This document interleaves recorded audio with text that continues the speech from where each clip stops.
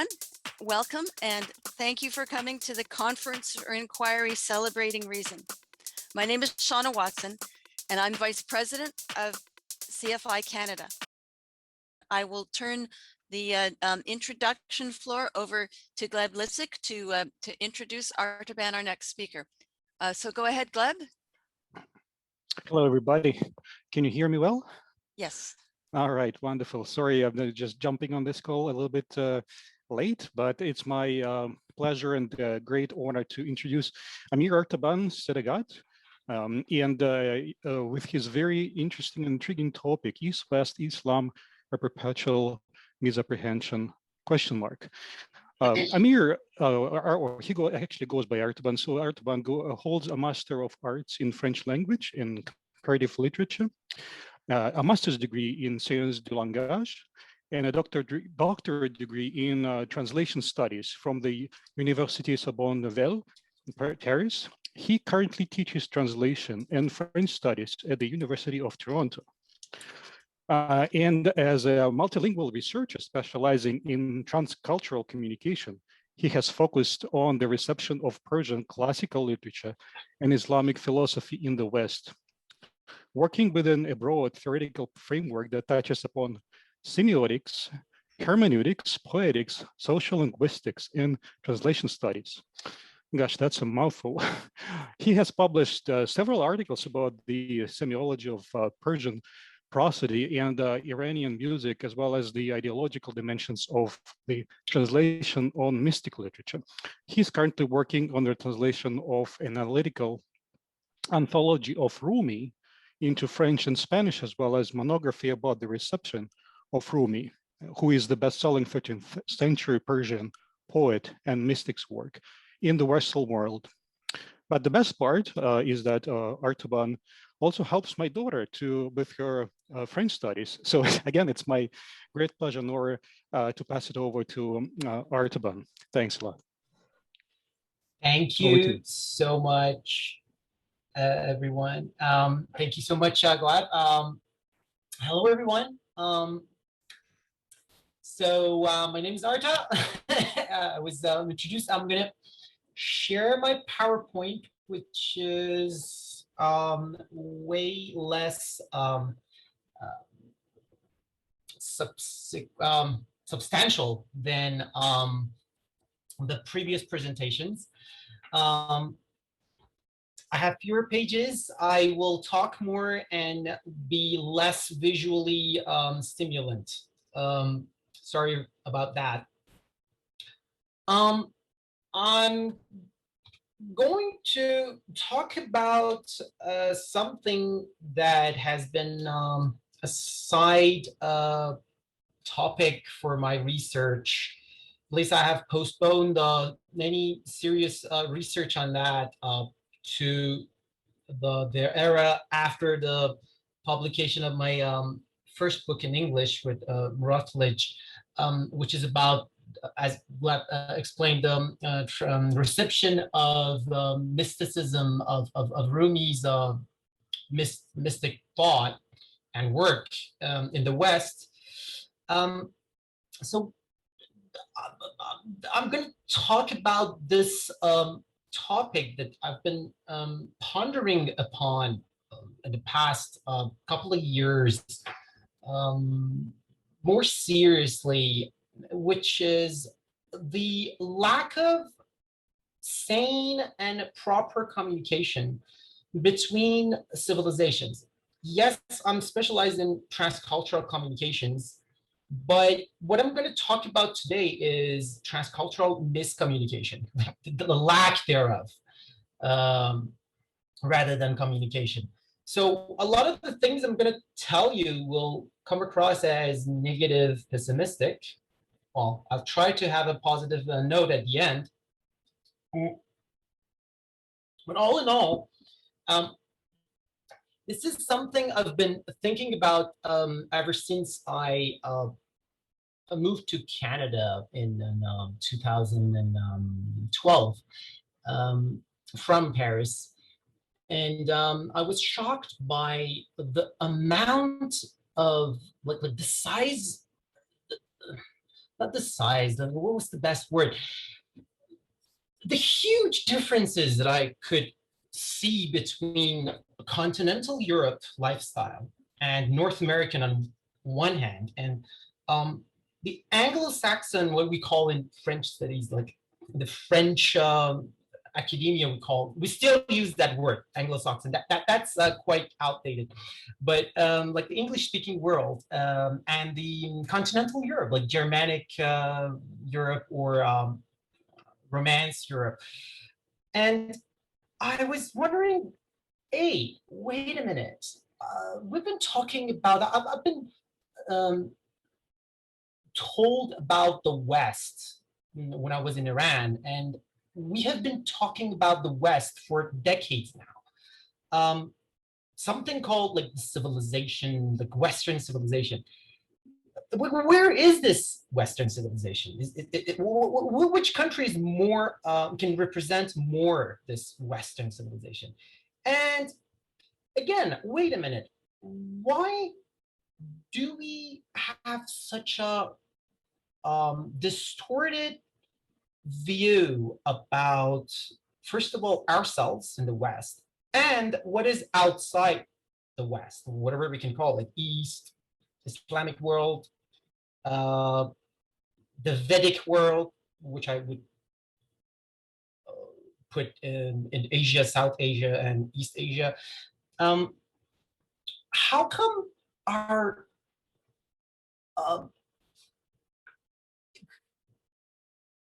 notion of the other is so inaccurate? And being a linguist, like most of my studies before my PhD, which is on the reception, again, linguistic through translations, the reception of Rumi, was a bestseller in North America. The mystic Persian poet of the 13th century, who's a bestseller, actually. He's the best-selling non-English speaking poet, like best-selling translated poet of all time in North America, especially in the States. So being a linguist, I tried to find an answer to my problematic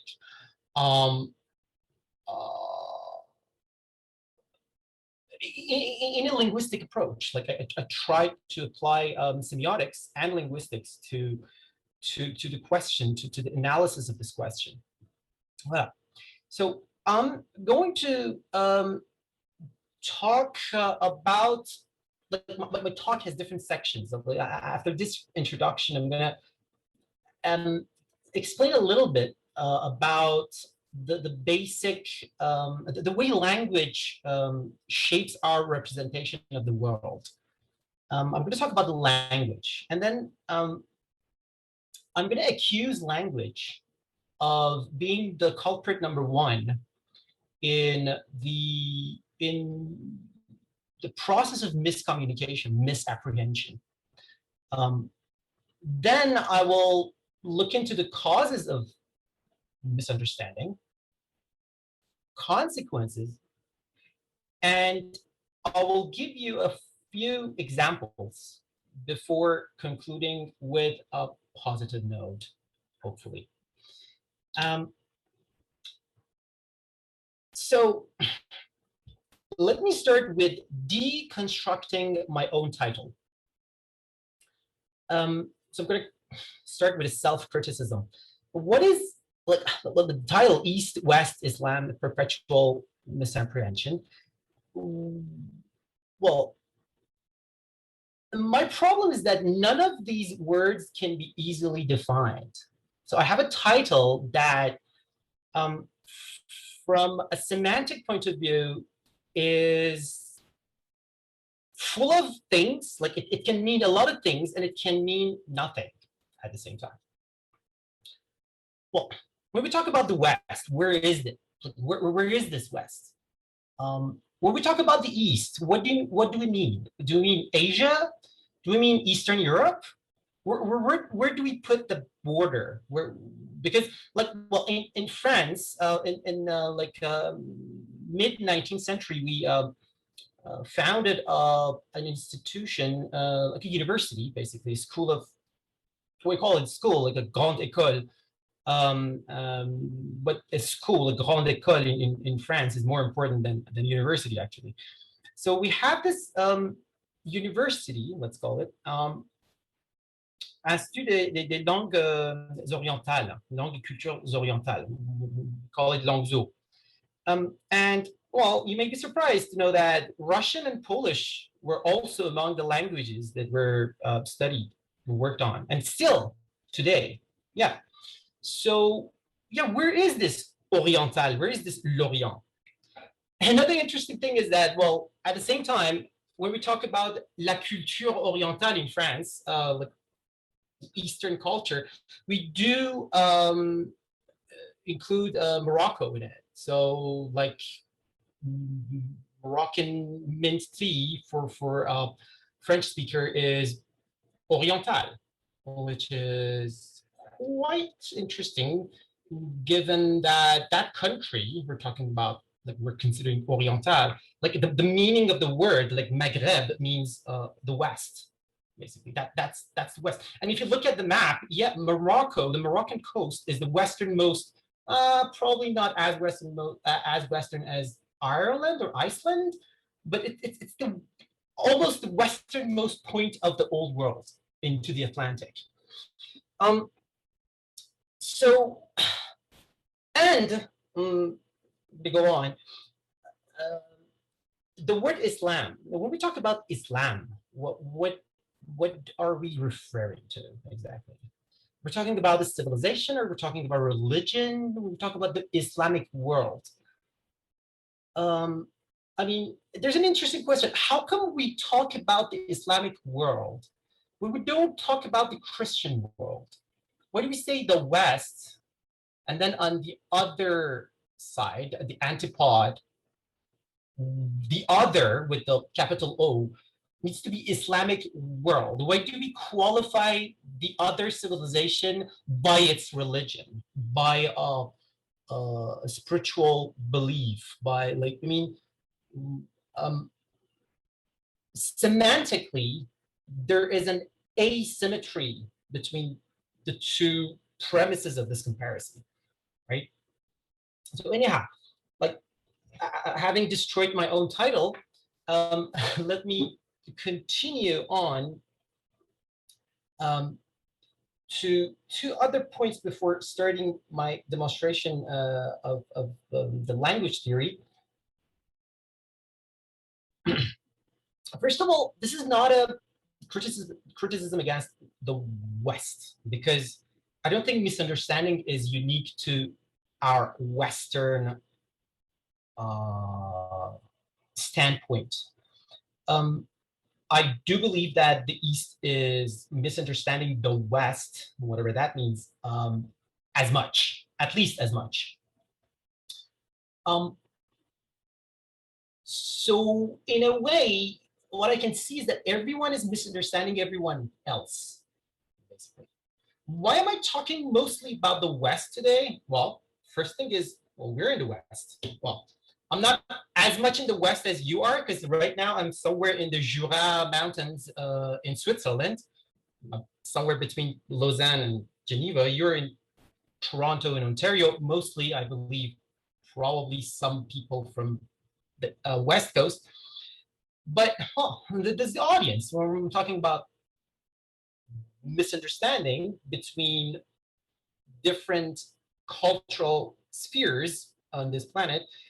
But I'm going to focus more on the Western side because we're in the West. The other reason is that I do think that the misconception that the West has from the rest about the rest of the world is more acute and has a bigger impact.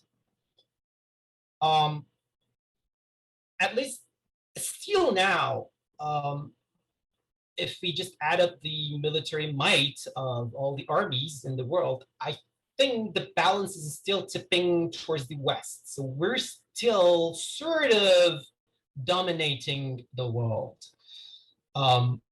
And sort of, that balance is changing very fast. But if you look at the past 30 years, most major wars were started.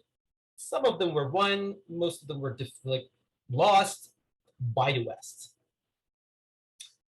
So the way we misunderstand the rest of the world has a more powerful impact on the future of humanity.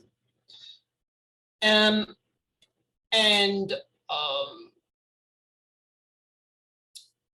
finally, the reason it is interesting to talk about our side of or our shared default when it comes to mutual misunderstanding is that, well, our misunderstanding is of a different nature to some extent.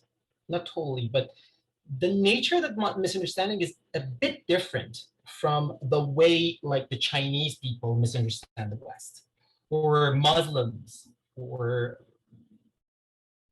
post-colonial countries misunderstand the world. The world, I mean the Western world, let's say. Voilà. Let me demonstrate a little bit of language theory to demonstrate how the biggest share of this fault goes to language, either to language as a system, as a semiotic system, system of signs, or to our use or abuse of language. Probably the first thinker in the Western world who actually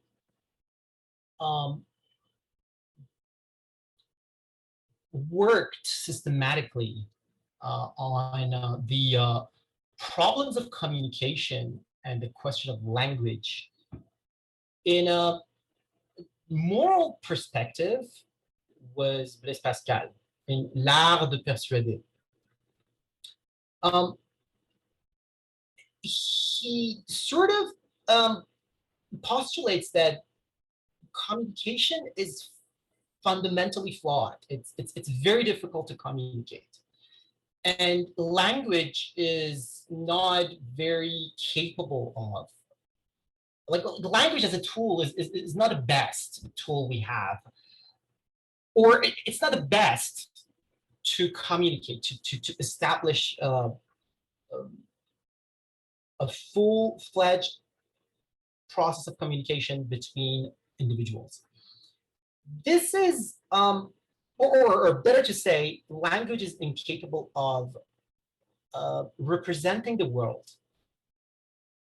So the problem of misunderstanding is based on misrepresentation of the outside world, what we call in linguistics the extra-linguistic world, what exists outside the language.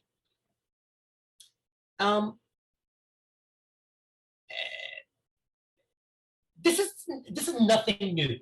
When you look at the philosophy of Muslim thinkers, like Muslim philosophy, not Muslim thought, that's a horrible word too. Let's say mystics of the Iranian world, people like Rumi.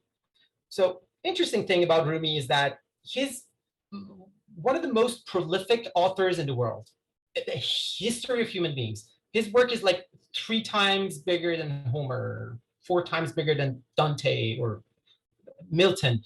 He has 120,000 verses. And at the same time, this guy has used every occasion to fustigate, to criticize, to vilipend language and poetry as a useless means of communication. So yeah, that's the paradox of Rumi.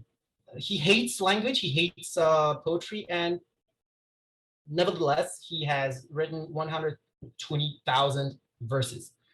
Among the best in the world in terms of poetic metric, rhythmic configuration. Like his poetry is amongst the most musical in the world. Like it's very elaborate. And about the music of poetry, I'm not going to get into that. We don't have time. But I've had a couple of talks in French and in English, and I have published 2 articles. I can give the reference at the end. I have some reference at the end of my presentation, but not these 2 articles. They're not there. Anyhow, so when we talk about the language, what are we talking about exactly? Well, okay, the language is a system of signs. What do we mean by that? It's a semiotic system. It's a system of signs because we take wordings, les énoncés, the enunciation, like sentences, words, paragraphs, whatever, as signs. What is a sign? A sign is a thing that represents something else, that stands for something else. That's a definition of sign. Something that alludes to, stands for, represents another thing. Okay. As such, every sign has 2 or 3 components. 2, if you look at it from a Saussurean point of view. 3, if you're a fan of Charles Sanders Peirce, the semiotician and logician American one, end of 19th century. I have found this image, like this scheme that has sort of combined the 2. Well, every sign has, well, at least a signifier and a signified. So the material part of it, the word that you hear, and then the meaning, basically, the content of that sign. What's the meaning? That's the signified. But there's also something else. So one word, sound, the sound of it, that's one side. The image it conjures up in our mind, that's the other side. But it also refers to something physical outside the semiotic world, in the real material world. That we call the referent. Signifier, signified, referent, this is the terminology of Saussure. This is the Saussurean tradition of semiotics.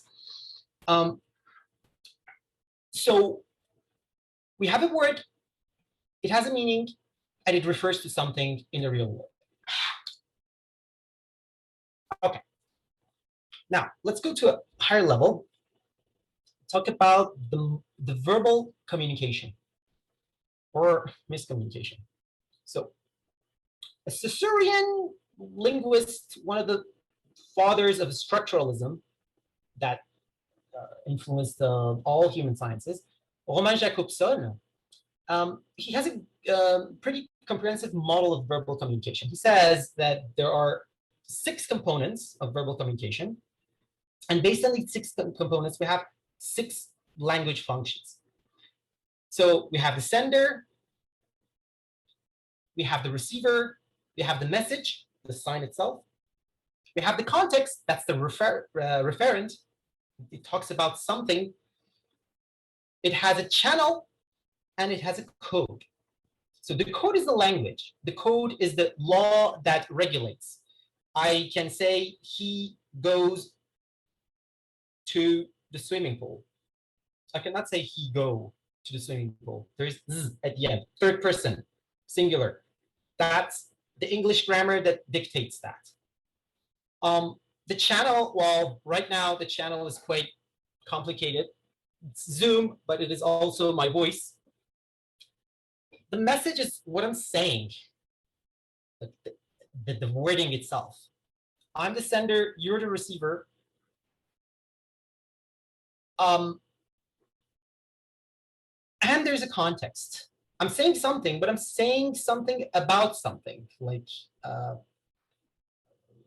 when I talk about the West, there's the meaning of the word West. Then in the context, that meaning changes and it refers to something. Okay.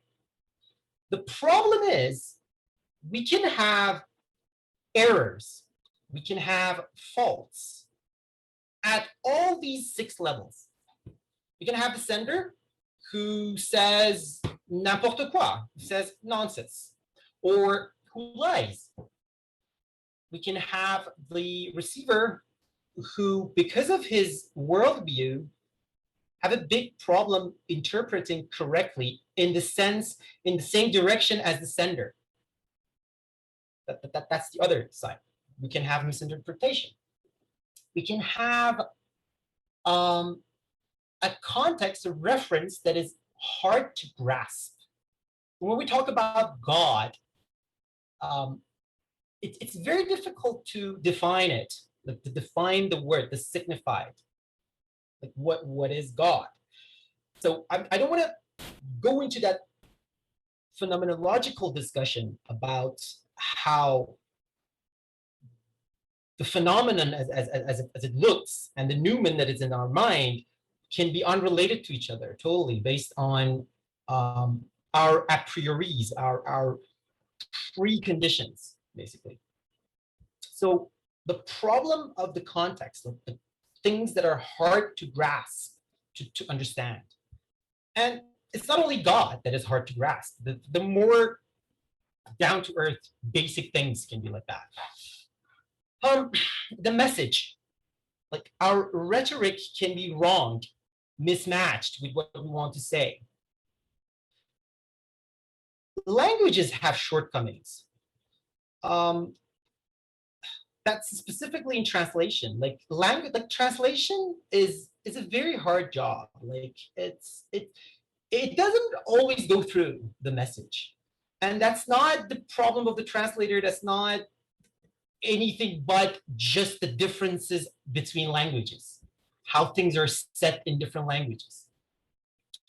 And there's the problem of channel that can change the quality of the communication. Okay, so the language is not all responsible about misapprehension.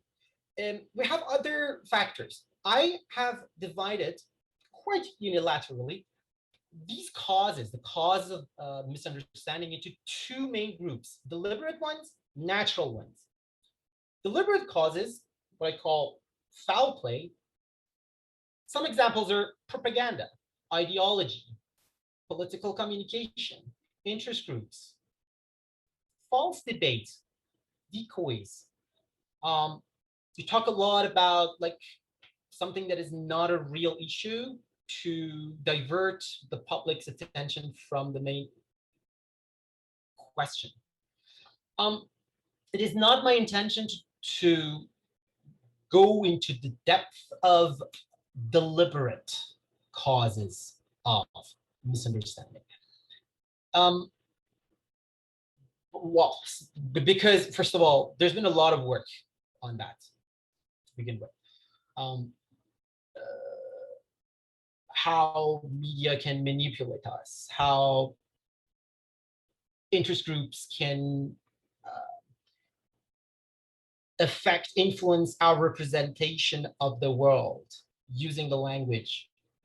That's a very vast subject that I do not intend to touch upon today. My focus is on the natural causes of misapprehension, which I explained right now quite a lot. I mean, I lingered on a little bit on language, but I can recognize two main issues apart from language that play a role in the way misrepresentation, misinterpretation, and in consequence, misunderstanding, misapprehension occurs. So language, yes, we talked about it. There's a problem of reference. When we talk about something, when you hear a piece of news about some shooting in Dallas, it is inevitable for your brain to not imagine Dallas only solely in the light of a shooting. That's what we can call what we call framing. When you have 10 pieces of news about shooting in Dallas, it is impossible to think even that about the temperature. What kind of weather is it? It's beautiful and sunny there, by the way. That's a part of the reference. Our reference is Dallas, but in your brain, when you hear Dallas, you think of shooting, you think of guns, you think of violence, you think of a lot of different things. But it's very hard for your brain to sieve through that information, that data, and put aside the ones it's been exposed to and think about other possible properties, features of that object in the extra-linguistic world. Another example would be the semitization of the truth, like the truth, the reality outside the language. It's very hard to semitize it. It's very hard to put it into science. Like when I say the door is open, well, you know what it means. The door is open, wide open. The door is closed. It means what it means. But what if we have 90 degrees between the open and closed? If the door is 63.5 degrees open, how can I say that in a simple sentence? It's very hard. So the truth is always more complicated than the language is capable of representing it. The other thing is the code itself. The language sometimes doesn't allow for words that are precise.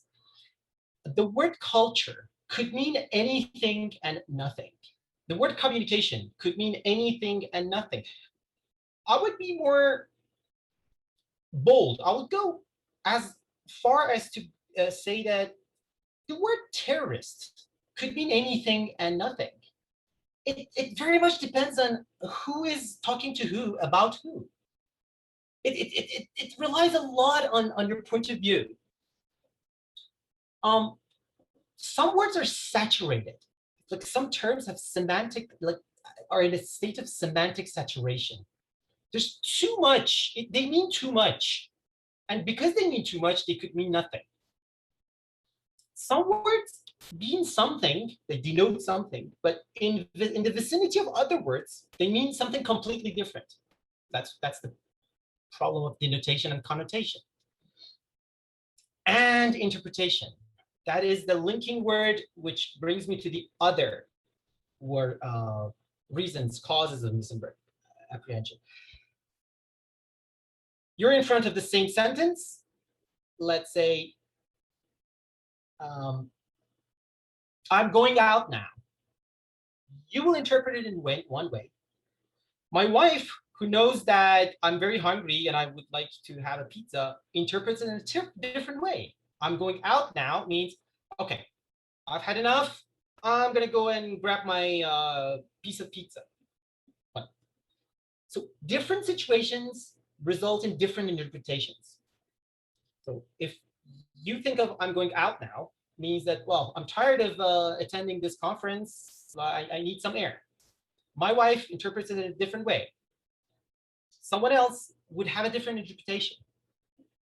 And what affects our interpretation?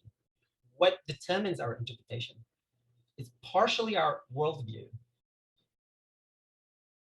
And our worldview is shaped by a huge array of different factors. that are totally out of our control. When we talk about democracy and authoritarianism, even religion, God, it was very interesting to listen to the discussions right before my speech. I could see that a lot of it is rooted in the worldview of the speaker or the audience. Like the way you understand things, we understand things, but probably more you than I do, is rooted in our Western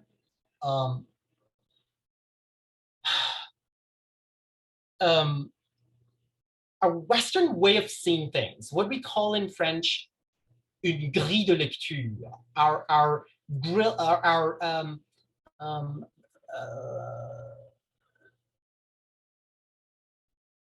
the way we read things. La grille de lecture is the principles according to which and based on which we read the text. And the text could be anything, could be a real text, or could be the world. The world is a text. We read it, we interpret it. A very interesting example is the way you can compare the number of castles here in Europe to the number of castles in a country like China or Iran. I was wondering why we have so many beautiful castles in France, but not as many in Iran, although Iran is like at least 4,000 years older than France. How come? Well, it's quite easy to explain. Iran has been a nation, a centralized nation, or China, for hundreds of years, thousands of years, more than a country like Switzerland, well, which is still not a centralized country, which is still not a centralized government. So vassals, feudals, they have their power. The guy who came to power in China or in Iran, it was not in his interest to let all those castles, all those feudals, local feudals, keep their castles. They destroyed them. There were wars. There was only one castle, that's in the capital. If the landscape in these two different areas, places in the world are so different, how come we can ignore the way our psychological landscape can be different? So the way a Chinese would think of God, democracy, freedom of speech is totally different from the way a Canadian think about it. And I really believe that the way a French speaker thinks of liberty is very different from a Canadian, an English Canadian, English-speaking Canadian. The way a Protestant think of liberty, freedom of speech is totally different from the way a Catholic thinks of it. That's what I call the historicity. The historical element in our understanding of the world that affects our interpretation of the text. And last but not least, ignorance. We ignore a lot of things. People ignore a lot of things about other people, and that's quite natural. We don't have time to learn about everyone, every civilization. Consequences, I don't have much to say, you know that. If we misunderstand each other, there will be an alienation. Alienation comes from the fear of something that you don't understand. Like, why does the Chinese government act in the way they do? It's just obvious for us that China is bullying Taiwan. Can I just interrupt for 1 second? Yes, I'm I have sorry, to finish, but right? yeah, we're getting really close on the end, and I want to give a bit of an opportunity for questions. But yeah, if you could just wrap up quick, that'd be great. I will do that. Thank you. So this causes alienation and bitterness. You can see that from the last contact between the Minister of Foreign Affairs and the Secretary of State, the Chinese minister and the Secretary of State of the US in Alaska. this bitterness, this alienation, is, in my opinion, a good portion of it is rooted in misunderstanding. Xenophobia, of course, you know about that. Hatred, animosity, and why not? Conflict and war of aggression. These are a few misnomers. I will talk about them probably during the question and answer. I will go back to this page. We can talk about it. This is my conclusion. What can we do about it? Well, we can read first the metalinguistic function of language. What is that? Well, the sentence, he goes to school. The S at the end of go is the third person S. Okay, present tense, simple. That what I'm talking, what I'm saying now is the metalinguistic function. When I use the language to talk about the language. So to be conscious about how language works helps us understand, like, reduce the amount of misunderstanding. Documentary search. We want to talk about Shiism, Sunnism. We want to talk about, we want to interpret a piece of news about how ISIS killed 10,000 civilians in one town in this Syrian war. We should do some documentary research. What is Wahhabism? What is Sunnism? What is Shiism? What's going on? Cross-check sources. I've always tried to watch CNN and Fox News at the same time, constantly zapping between the two. Well, you know what I mean. Comparative studies. Well, that's more of an academic perspective. I think we need more comparative studies. And what is the, we need more funding, and we need more, I say that because when I came from France to here, I was shocked. Here, our universities are money-based. Our academia is based on how much money, how much funding you can get. Well, it's not really interesting to, it's very hard to get funding to do research on Taoism. It's much easier to get funding to for research to the way democracy has failed in China during the Tiananmen, like the 1989 incident. It's much easier. With a topic like that, you get your funding like that in Canada, in the States. We need more research, more money pouring into the research of more profound comparative studies. Voilà. These are some of the remedies that I can think of. And I am ready to answer questions. Thank you for listening to me. Sorry for going over time. Thank you very much, Artaban. You've covered a whole lot of ground there. Just one question, real quick, and then we'll move to our break. How you've given us a lot of information from an academic perspective, and the question is, a lot of us are practically trying to live as humanists. How do we translate that academic information into real world actions? So I'm hoping that the three first elements in that list of four, and the fifth one, what Blaise Pascal promotes as the key to, well, it's a well-known thing, but I just put the last sentence, put oneself in the other's place. So that's the moral dimension of his analysis of how language fails people.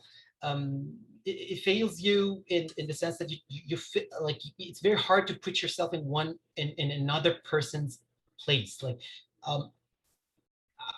I think with doing more documentary research, just the fact to know how Russia was born, doing some research, doing some reading, reading some literature about, I mean, not necessarily academic literature, just even simple Google search about the history of Russia and Kievan Rus helps us a lot to see things from a Russian standpoint.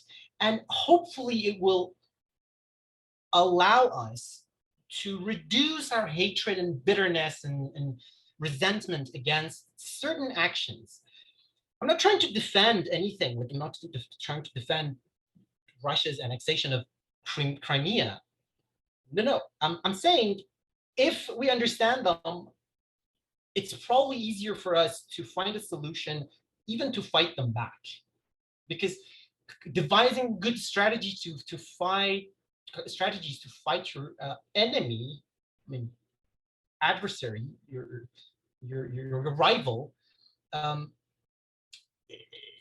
has a lot to do with your understanding and trying to see things from their standpoint. So I think a lot of this documentary research can be done, is accessible nowadays to people, to people outside academia. You don't have to, you don't need to go to Robarts Library. You don't need a membership card to Robarts Library to be able to find out about Taoism, about Orthodox Church, about Shiism, about Sunnism. That's my solution for the world outside academia.